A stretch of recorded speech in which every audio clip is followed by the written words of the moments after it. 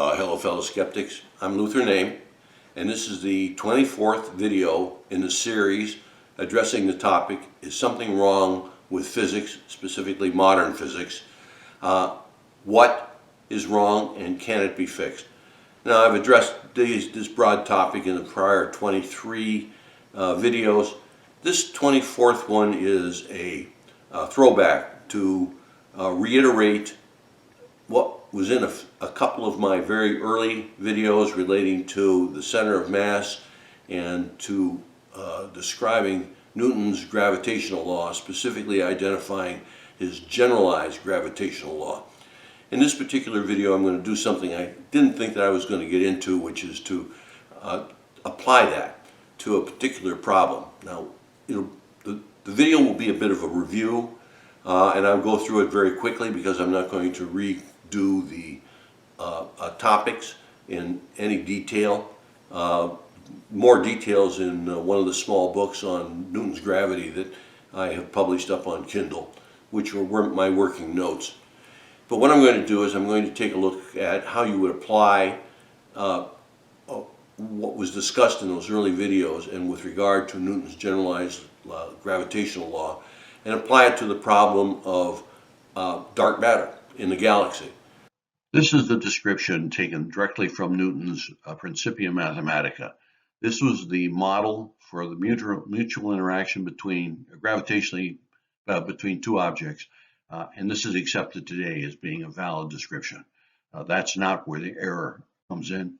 The error Newton committed and that 300 years of physicists have committed is that they never really worked this out. They worked a simplification for this particular model. The prior description can be broken down if you view these as renditions of spheres. What we've done is set up a general statement of what Newton said in the Principia about how the interaction would occur between objects. What we've done here is we found a point for a coordinate system. We've set up a generalized coordinate system where we've described the objects, the location and position of the object, and the location and position of the mass elements in each object that are interacting. In this particular case, we can move one of the origins of the coordinate system, and I'll show you in the next slide how that looks like and how it works. But we can simplify the resulting integrals by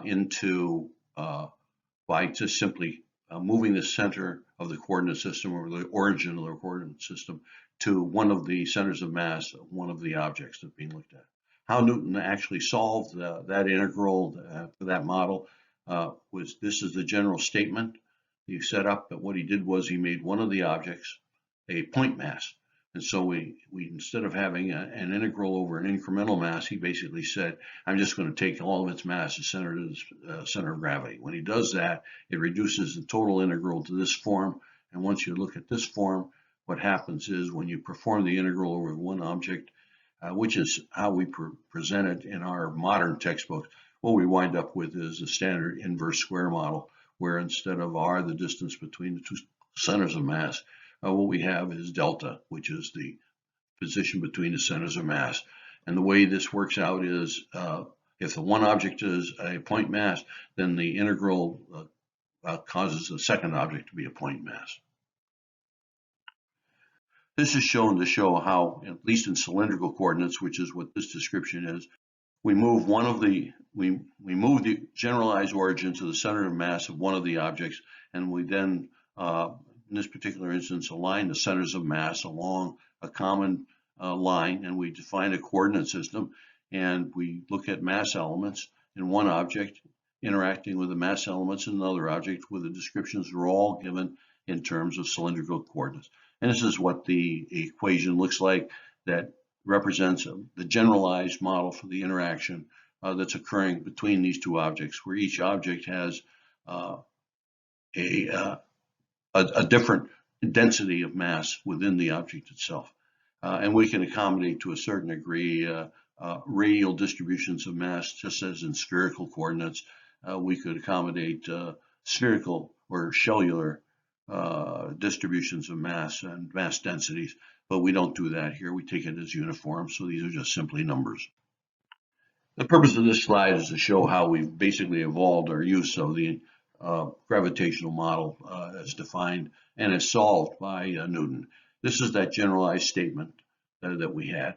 This is what happens when you reduce one of the objects to a point mass, which means that when you perform the actual model and integrate, you wind up with this object also as a point mass. All you have is its mass.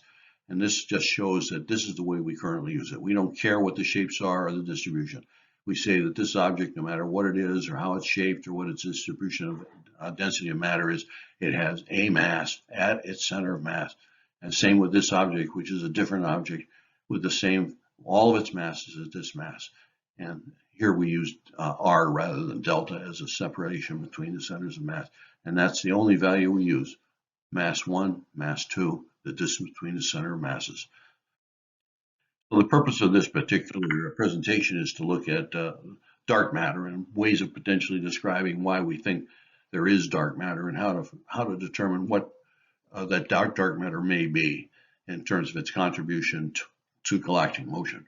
This is just our idea at this particular point of what the Milky Way galaxy looks like. It's got spiral arms. It's got a bar located here, and it's got a central core. The disk of the galaxy is taken to be uniform at about 50,000 light years from the center, and the Earth is located roughly at 26,000 light years from the center of the galaxy, located in this relative location relative to the bar, slightly off center. That's not along the perpendicular bisector. This only makes a small difference in terms of the contribution of the mutual force on the object itself. But again, this is what we're going to be looking at as a galactic disk, and we're going to make some simplifications when we do the analysis. This is just a side view of what we think the Milky Way galaxy looks like. Here's the central core. We don't see any semblance in this view of any bar that's in there. It could be shielded by gases or various matter that we have, but it's a long tapering disk, and the Milky Way goes, this is about 10,000 light years in diameter, and the Milky Way is about 50,000 light years in radius, and it tapers off from a thickness here down to nothing in intergalactic space. This is just a list of the assumptions we made to simplify the description from the more complicated description shown in the previous images. We have a central core with a particular diameter. The central core is bracketed by two stubby cylinders. We do it this way by looking at it as opposed to one large cylinder and a central core with a hole drilled in it because we don't want to count the mass twice. And we have spiral arms. We take it to be uniform because we don't have a good analytical rendition of the spirals, the shape of them in cylindrical coordinates, nor the variations of the density. So for simplicity, at least the first order analysis here, we take the spiral arms to be part of a uniform disk. The disk is 2,000 light years in diameter, very thin and uniform. The test mass for the sun is given in light years, and it's located 26,000 light years from the center of the galactic mass. And we take the sun to lie on the normal as opposed to off axis relative to the galactic bar, and it's 26,000 light years again away from the center of the galaxy. Again, this is just shown briefly to show that the simplifications described in the prior slide make this rendition a first order smoothing. It's probably equivalent to taking the inverse square law as being the actual generalized law and just using it in simplified form. What we're doing is making a simplified description here, but to make a point, and that is that using the generalized law, we don't have to use the point mass law. Just to note, if we use the point mass law, we have no way of breaking this into distributions. We have the mass associated with the central core, we have the mass associated with the bar, we have the mass associated with the disk regardless, and it's all located here at the center at a common point. and that any orbits or any dynamics associated with the dynamics of an object that's moving within the galactic disk or anywhere within the galaxy must use the rendition of the inverse square law. We have no other way of doing it at this point with any accuracy. And so that's what the generalized law allows you to do, is to break it into pieces. This slide was included to clarify how the data that we presented a little later in the presentation, how it was actually plotted. I failed to acknowledge that at the time.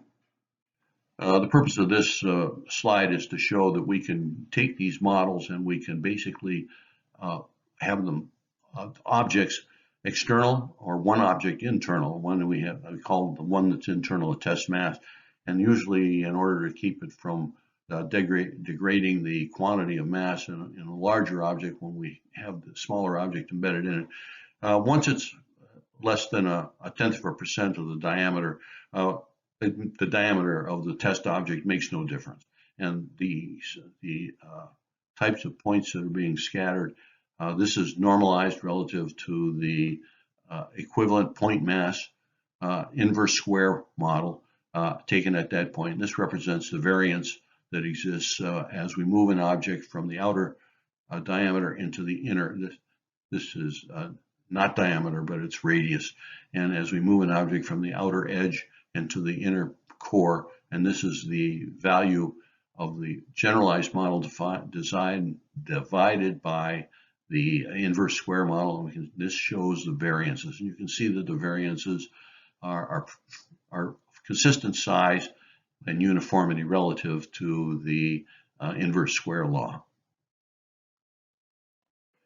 This one is put in to show you that the seemingly randomness of the variance away from the inverse square law by using the general law is characteristic of a total uniform sphere.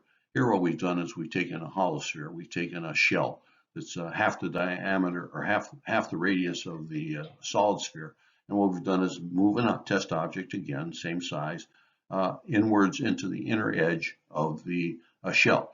And what this shows is that the variance away from the inverse square law does in fact have a pattern associated with it. It's not random. There is an effect associated with the fact that we're talking about a shell as opposed to a total sphere. In this particular rendition, what we're doing is we switched over into looking at not spheres, but in fact cylinders. In this case, we're looking at the solar test mass, which is taken to be 10 to the minus 8 light years relative to the other dimensions given in light years in the galaxy. What we have here is a mutual force between the solar test mass located and the galactic bar. And this is a cylinder. This is our right cylinder. We've taken the test mass to be perpendicular to the bisector of the cylinder, lying in the disk of the Milky Way. And what you can see is that once the distance of the test mass, the size of the sun, gets to the outer edge of the galaxy, we're almost dealing with the point mass law. Again, where the galactic bar itself is now small relative to the distances, and that's characteristic of even the generalized law, that when objects become much different in size and when the distance between them becomes large relative to the larger object itself, things tend to reduce to the inverse square law. But what you can see is it's definitely not given by the inverse square law, that we have a variation in terms of the mutual force that it would occur as a function of distance when you're talking about a cylindrical distribution of mass. This is just to reinforce what we're talking about. A few slides on, we'll describe the assumptions we're going to be making. But this is what we're trying to model, is a bar galaxy, central core, spiral arms. And we make some assumptions so that we can analytically begin to look at what may really be happening in terms of the mutual forces that are occurring. But this is just to refocus the fact that the sun is located here at about 26,000 light years from the central core. Also, if we were to do a modeling of the mutual forces on an object like the sun, we would have to take, using the inverse square law, we'd have to take all the mass in the bar, and in the central core, and all in the disk, as if they were all concentrated at the center. And we would come up with a distinctly non-planetary type of orbit for the sun. And in fact, none of the models we have really deals with what happens when you've got an object embedded with another mass distribution. And that has ramifications in terms of how we've tried to model these kinds of systems. This is where we scaled things and used some simplifications in terms of the descriptions of the mass distributions, just to show how things proceed with respect to those distributions and locations. What we have here is we've normalized the results with respect to the consistent or effective inverse square law that we normally use. And what we've done is we've divided the calculations made using the generalized law with those same calculations, just using the inverse square law to divide it. And what we find is that there is a variation. But once you get out at and beyond the Earth's position within the galaxy, we get some variation, but very consistently we're dealing with forces from the core of the galaxy that are much like those of the sun on the various planetary bodies.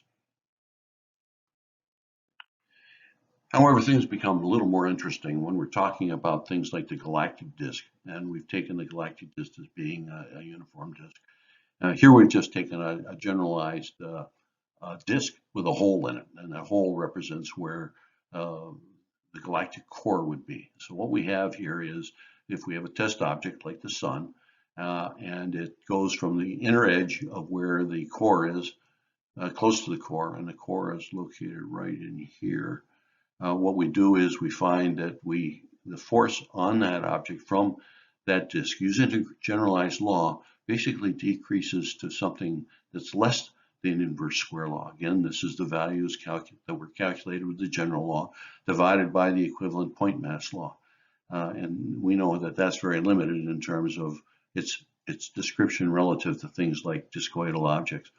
But what we have here is that we have a seemingly decrease. We have a decrease in the effective mutual force.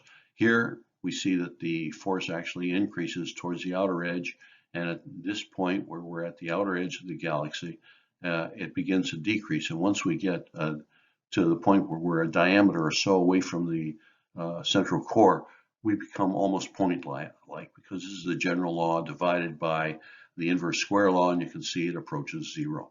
So for intergalactic types of calculations, like the Andromeda galaxy versus the Milky Way galaxy, we can use with very high accuracy the point mass law, because most of these distributions begin to go to point mass like as we get out there. However, back to this one, we notice that this distribution with the point mass is located within, it's embedded, and we can see that the force on the object, in fact, decreases towards a point mass value where it becomes equivalent to point mass, and then it goes negative. What we have here is, because when you get in here very close to the galactic core, you have then a decrease in the effective mutual force on the object, and that's because what happens is the amount of force or mutual force from the part of the disk that's on the opposite side of the central core now is pulling on that object, and therefore the contribution of the disk that's on the same side as the location of the object is diminished. So what we have then is a decidedly distinct contribution of the forces on an object as a result of the shape of the distribution. In this case, it's a disk with a hole in the center, and the hole would be where the central core of the galaxy is located. So we can kind of come to these general conclusions. Again, we made many assumptions in terms of what was happening, but we had multiple distributions of mass. And what we wanted to show was how each of these individual mass distributions impact the mutual force of the distributed object on an object that's embedded within those distributions. We just simply don't have a good model for that at this particular point. And what we can say then is that distributions and densities of matter do make a difference in terms of what we're talking about.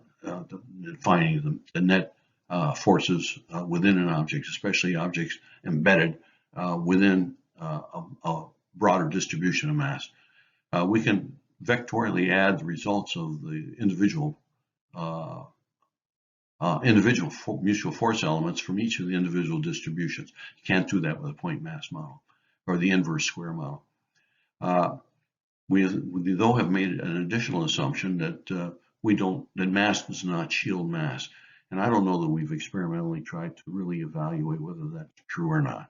Even with the cosmic observations, I don't know that we've made a real attempt to ascertain whether mass shields mass. We certainly know that in terms of electrical charge, it's difficult because of the mobility of electrons to determine what the shielding may be. We don't know whether a mass of electrons shields the force from another mass, because we have so much mobility of the electrons to readjust themselves, especially in the presence of positive charges like ions. I don't know that we can really state at this point whether charge shields charge. We know that positive and negative charges can in fact combine to create a neutral situation. So we don't know really whether or not what shields what. Orbits within the galaxy then, especially within the disk, are distinctly not consistent with planetary orbit descriptions. That was, of course, one of the things that caused everybody to posit dark matter. But as you can see, given the mutual forces on objects as a result of uniform distributions that we've assumed here, it's doubtful that any of the current models relative to dark matter, what it is and what its impact is on orbits and objects embedded within that dark matter, it's doubtful that any of those models have any validity.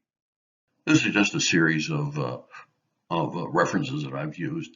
One that got me looking at this dark matter issue was a video by Sabine Hassenfelder, and it's very informative.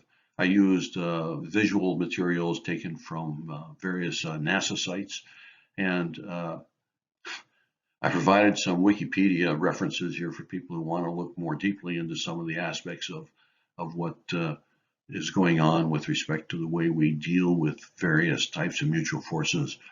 And here, this is an attempt by someone to look at distributions of the forces within disk. And I admit to not understanding what the author thought they were trying to arrive at. And I certainly don't know what they did arrive at, because they were working from the basis of the point mass law. And as we saw from the material within the presentation here, if you use the generalized law, you get nothing that looks like what you might get by using assumptions associated with the inverse square law. I'm Luther Name. Leave some comments, and I'll talk to you shortly. I know, quit calling me shortly.